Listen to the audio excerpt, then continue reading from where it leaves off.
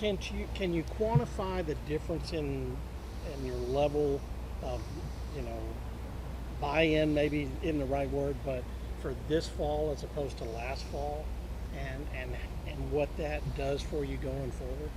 I don't know if you can quantify it. Hopefully that'll be quantified in wins and success in the spring, but just in terms of, I mean, everything from leadership to the ease of practice. The words of the coaches have to be used less because you have examples and you see Trevor Werner or Brett Minnick or Nathan Detmer pulling somebody to the side and they're explaining something. So I think any time that the coach's voice doesn't have to be used and it can come through the players, right? We talk about coach fed and player led, right?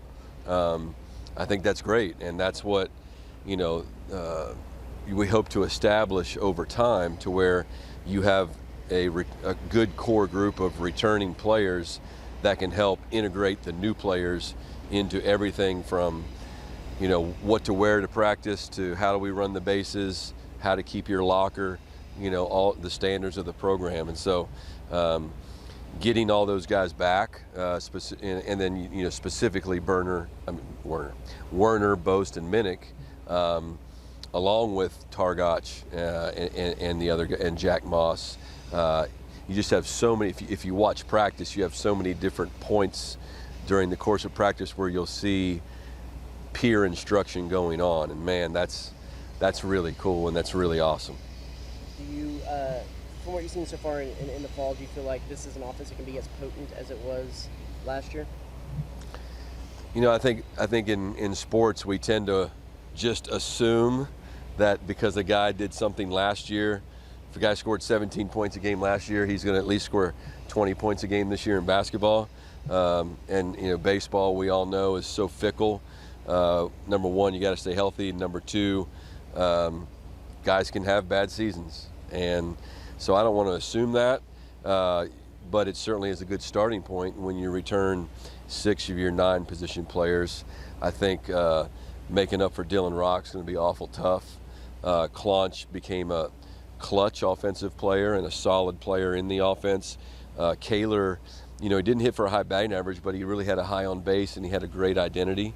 So whether we, you know, if you were to assume, which we shouldn't, that all the returning players were going to be at least as good or better than last year, and then we got something out of the new players, then yes, it can be a good offense. But I just don't like doing that because you never know. But the experience, we can assume, is going to help us. What are the leading attributes you look for in a catcher, especially when you're having to maybe bring an inexperienced guy in and select from a group?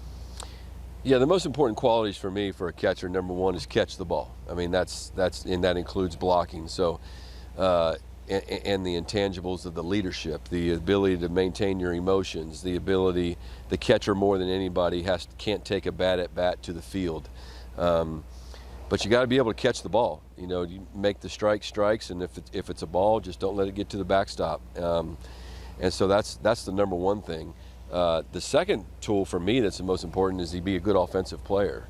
The least important tool is the throwing, as long as he doesn't throw bad, right? So if you can just throw adequate, which Troy, sometimes he would throw better than average, but he was really just an accurate thrower. And so the stolen bases are more on the pitcher than they are on the catcher. And so, you know, I never really like it when a recruiting coordinator comes back and says, man, I saw this guy today that can really throw. He's got a rocket. Well, great. That's the least important thing to me. It's cool if he can do the other things, but the most important thing is the makeup and the ability to make the strikes, keep them strikes, make the fringy balls look like strikes, and then keep the ball from going to the backstop. With some uncertainty at that position, how important is it go from the pitchers to the catcher, whereas last year it was coming from the catcher out to the pitcher a bit? In terms of the leadership types? Yes, that's a really, really good point. So, that can happen that way. In 2015 at TCU, we had a very, very veteran pitching staff, and we had a freshman catcher. And it was neat, and it's a great question. It was neat how the pitchers led him and made him more comfortable. Of course, they all had good command. They were not easy guys to catch, but easier guys to catch. And so I think, yeah, I think some of that's going to have to go on. And don't get me wrong, Gregson and Hank Bard and we may have another one coming in January. They're talented players, and the toughest place to jump from whatever level you were on to SEC Elite Division I baseball is catcher, because so much more gets put on you. The running game, and especially our team, the way we run the bases, and we have some guys that can absolutely fly this year. And then you're trying to learn new pitchers, and you got Coach Yeski in your ear. So the learning curve is very, very slow. And so a lot of times the fall can be a little rough, but then they'll come back, they have more confidence, they're used to things, and then you get into spring and you end up being okay. So, but that's without question the biggest question mark on our club, and something that we're finding a variety of ways every day to test them and challenge them, but also we got to have them confident. We need to have them feel good about themselves. We talked to Bost a little while ago. He's talking about last fall, kind of had a little back injury that kind of put him behind the eight ball a little bit. I know obviously Trevor had to deal with some stuff. Any other players that you're excited to see what they can do this year, if they can get a clean bill of health that maybe were hampered a little bit by it at times, didn't really get a fair shake last year? Yeah, so if you were outside of those two guys, it'd be Minnick and Targach. So Minnick really ended up playing the whole season with what we thought was like a hip flexor strain, and what it really was is he had a sports hernia. He played the last month and a half, 2 months with it, and he's a guy that can run, or he runs well for his size, and he wasn't covering ground in the outfield grade. He wasn't able to steal a base or do anything like that. So he's to be credited for playing through a lot. And then Targach, he actually played the last 4 weeks of the season with a really bad bone on the heel of his foot. And I just told him, as long as you can hit and play a little defense, just jog down the first base. Don't try and beat anything out, which is a tough way to play. So I would say, to answer your question, those two guys, if we can, Brett's put on a lot of good weight. I think the lack of being able to do baseball stuff has allowed him to get stronger in the weight room, which is something we wanted him to do. And so he took his first round of batting practice yesterday. He'll go through that as long as he doesn't have any setbacks. He'll go through that the next couple of weeks, and not planning on playing him this weekend, but maybe against Sam Houston State on October 28th. Maybe you'll see him out there.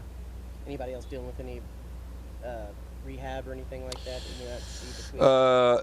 Yeah, some pitchers, Jace Hutchins, Max DeBeck, a kid named Jaron Warwick, 3 really good right-handers that we haven't even seen yet. Warwick, and Wyatt Tucker. Wyatt Tucker should start throwing this week, 1 inning in the inter-squad game.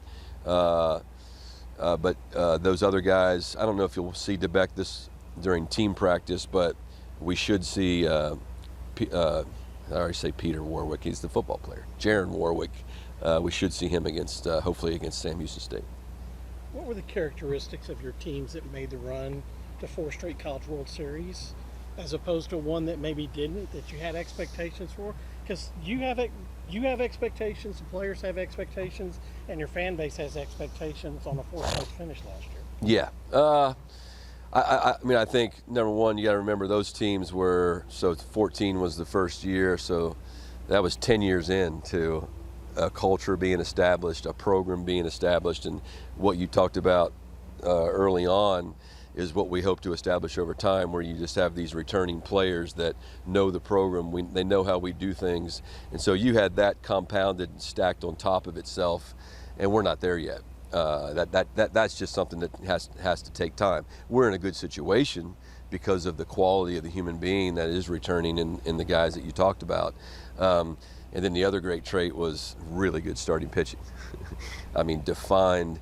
You talk about, you go back on those teams, you got Tyler Alexander and you got Alex Young, who are big leaguers, Riley Farrell from here in College Station, who's a fringe major league player. I mean, it's some elite pitching, and we had been building that for time. So I think like I said yesterday to somebody, I think the floor, especially of our pitching staff, has been raised. I'm going to have to cut a couple pitchers on this team that have really good arms.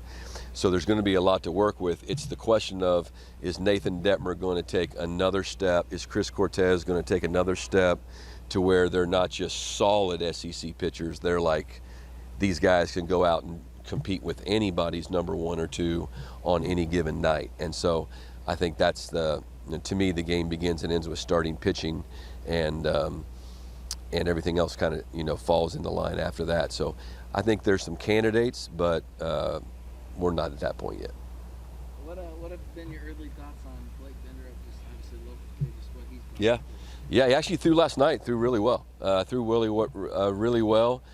Starting to command the strike zone a little bit more. He's got a really good breaking ball. I think he's got tremendous upside. He's obviously super big and strong, which is what you like to see in those big right-handers. This is a really tough pitching staff to get innings on. It's going to be a tough one. And I'm not saying he can't do that, but I think that depending on the health of the guys that are ahead of him right now, we'll see where this year goes. But he is 1,000% in our plans for the years to come. And he's been working hard, learning a lot, and we're glad he's an Aggie. With Lamar coming in and Sam later on, when you don't have to play your own guys, does that change how you're evaluating some guys? Because your hitters know your pitchers, and your Right. pitchers know your hitters. Sure. How important is it for those innings to be evaluated through your coach's eyes? Yeah, they're super important, because then the nerves change.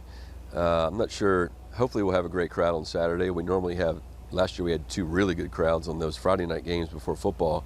But you just get to see how guys react, and some guys go one direction and some guys go the other. So with 18 innings to play, we'll play that older group probably in the first 7 to 8, 9 innings, and then we'll sprinkle in the rest of the guys, and they're really going to get a lot of at bats. I think last year, whether it be because of health or just roster size, we didn't have enough players to play, or pitching to play 18 innings. And this year, unless something happens between now and Saturday, we're going to be able to play 17 or 18 innings. So those guys are going to get a lot of repetition, and just kind of, see if we can't get their heartbeat up, moving a little faster, and see if they can handle that. Thanks, Thanks, Coach. Coach. All right, thanks for coming out.